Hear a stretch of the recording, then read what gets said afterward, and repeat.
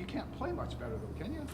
Yeah, I thought the first period wasn't the greatest, but I thought the last 40 minutes was really good. I thought over the last few weeks we've really been honing in on our defensive structure, and I thought, 5-on-5, we've been really good here the last little bit with our 5-on-5, and to outshoot a team like that, and get the chances we're creating.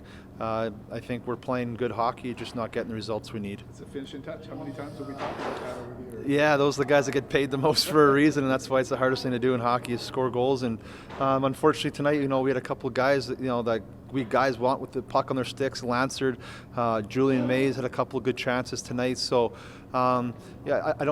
we can't get frustrated from it. If we're generating chances, we're in the scoring areas. We're not getting chances, and we'll kind of go back and review it a little bit. But we're getting better. We're playing better. We gotta get results. This will make them better, won't it? 100%. I think that Goal scorers, right?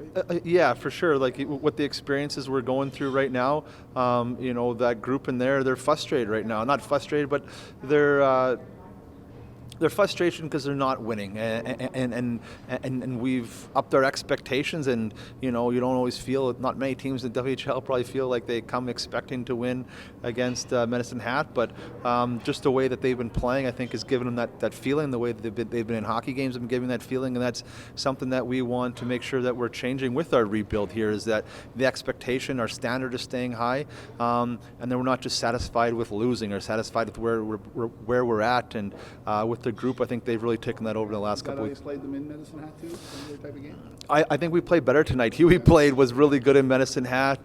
They missed a couple of chances. Tonight I felt like we were probably the better team, and we were pushed for the last 40 minutes where Medicine Hat, they were the better team. Huey just was the best player. It surprised me that you started Pine. Is it just a rotation, or is it... Yeah, we kind of got a rotation going on right now. I think both of them have been playing, been playing really well, given the chance to win. And we kind of talked about that, throwing Huey back in, but Pine's put a couple of good games in a row, so we don't want to mess with that too much. We think the rotation, as long as both goalies give us a chance to win, that's what we're looking for. Yeah, he did. Both of them have been really good, and obviously Kelton has become synonymous with making those desperation saves. He seems like he's one of the highlights every other week here when he's in that. So, were there any takeaways from that Medicine Hat game that you brought into this game? I think just the importance of how we have to defend their rush, and how we have to defend our goal line, because they extend plays. They're able to make 2 or 3 passes on the rush that a lot of teams can't make, but that's their high-level skill. So when we're back-checking, we can't have any of those holy shit moments, because that means you haven't been skating. Skate to expect someone to be coming. Skate to expect that they're going to try to score at the back in the blue paint. So I thought in the first period we didn't do that very well, but I thought the second and third period we were able to really just pack the slot and not let them extend plays and throw pucks east-west and get extra opportunities in our ozone off their rush. Yeah, they use the whole 200 feet, don't they? They do, man. They're a real fun team to watch. Murray was saying the same thing today. He said, I came to watch this. He notices the difference in your team too. Yeah. Right? But, yeah. But he says you guys are seeing the skill level and the increase, but they are a fun team to watch. The Hat, aren't they? Yeah, they are. The style of hockey they play. Some people might not like it. Other people really like it. And for the fans and for just watching sheer hockey plays, they're a super fun team to watch. And they built their team for it, and they have. And they got the coaches to play that style. So, hanging tough with them for 2 games is a good thing for your team too, though, isn't it?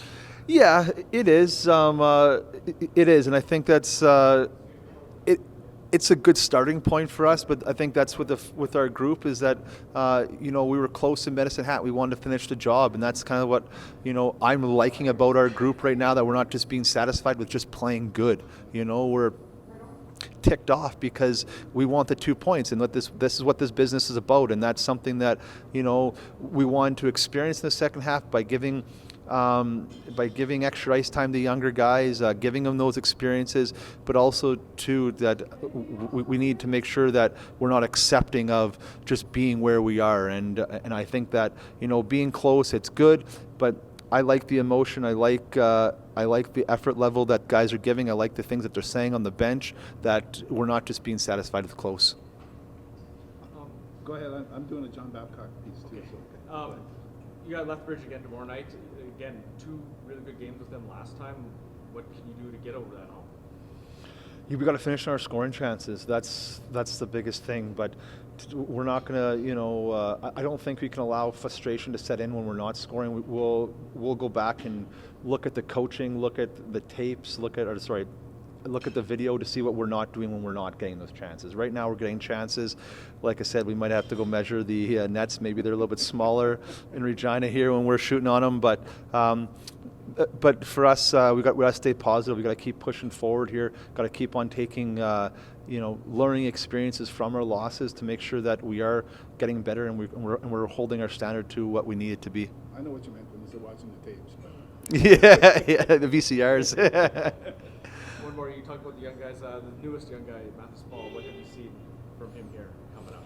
Yeah, I thought Mathis has been really good. Obviously, he's a big-sized guy, so you really don't notice much difference of him. He's bigger than half of our forwards on our team, which is a real good sign. But I just like his tenaciousness. He's a big guy with skill, but he plays really, really hard, and he's going to be able to play at a young age in our league because he's going to be able to defend. He's hard on the walls. He's good with the puck, and he's real coachable. I thought in practice he's caught on to our systems really quickly here.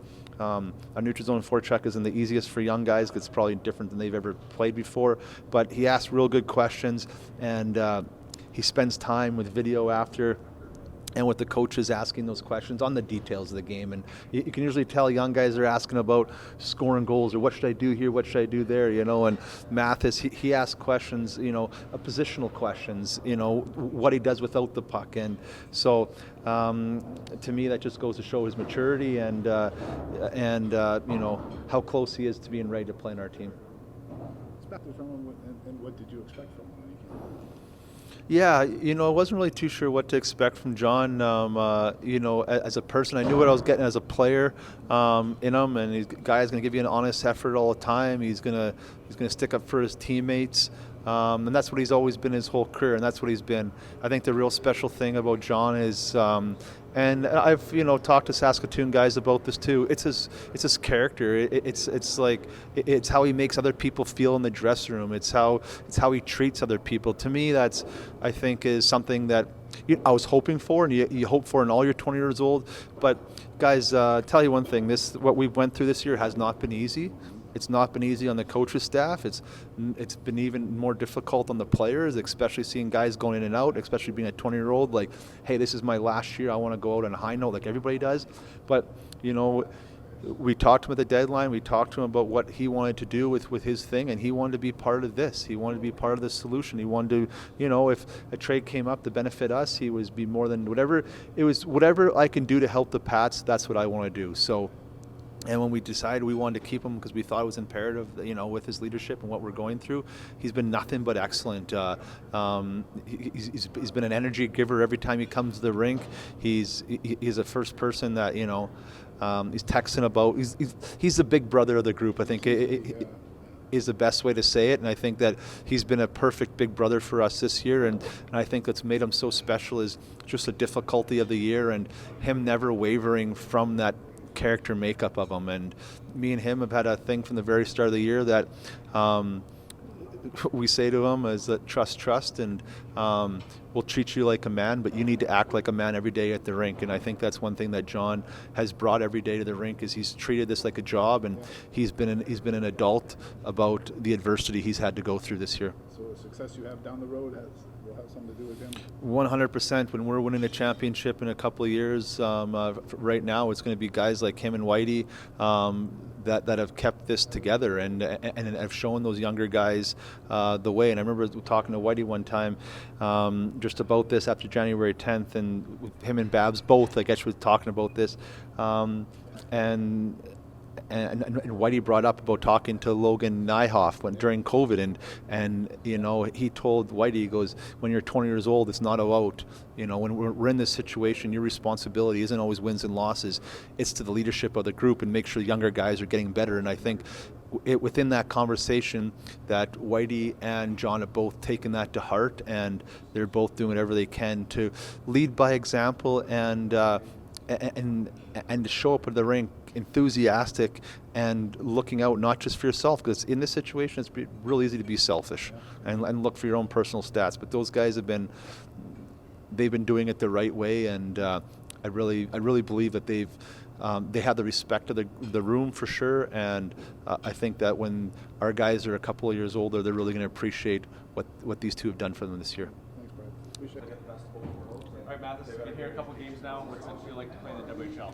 It's really exciting. First few games a little nervous, but as I play a couple more here, I'm feeling a lot more comfortable and feel like finding a little more success within myself.